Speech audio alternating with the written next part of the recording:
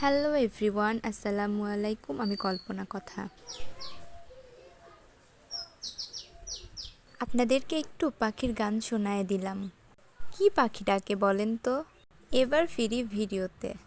পাবনাতে থাকেন কিন্তু বালিয়া হালট মডেল মসজিদের জালসাতে যাননি এমন মানুষ খুব কমই আছে। আমি তো আল্লাহর রহমতে আলহামদুলিল্লাহ প্রতি বছরেই যাই।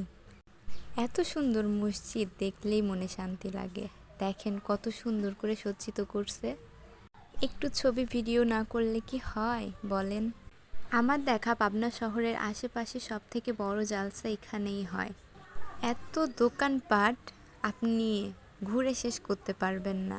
যারা যান তারা তো অবশ্যই জানবেন যে কত বড়ভাবে জালসাটা হয়। এত কি আর ঘোরা যায়? বাসা থেকে হাঁটতে হাঁটতে জালসায় আইছি। তারপর একটু খাবার জন্য বসলাম। তরির মুখ দেখলেই বুঝতে পারবেন যে ও কতটা বোরিং। মানে বসে থাকতে থাকতে আমরা এতটাই বোরিং হয়ে গেছি, তাও খাবার আসে না। এত মোটা বটগাছ কখনো দেখছেন আপনারা? আমি তো ভাবতেছি এটা কাটবে কিভাবে। ভাইয়াকে বলতেছি এটা কাটবে কিভাবে। ভাইয়া বলতেছে সবাই কি আর তোর বুদ্ধি নিয়ে চলে রে। তো আমি ভাবতেছি হয়তো কোনো না কোনোভাবে হয়তো কোনো না কোনো দিন কাটবে গাছটা।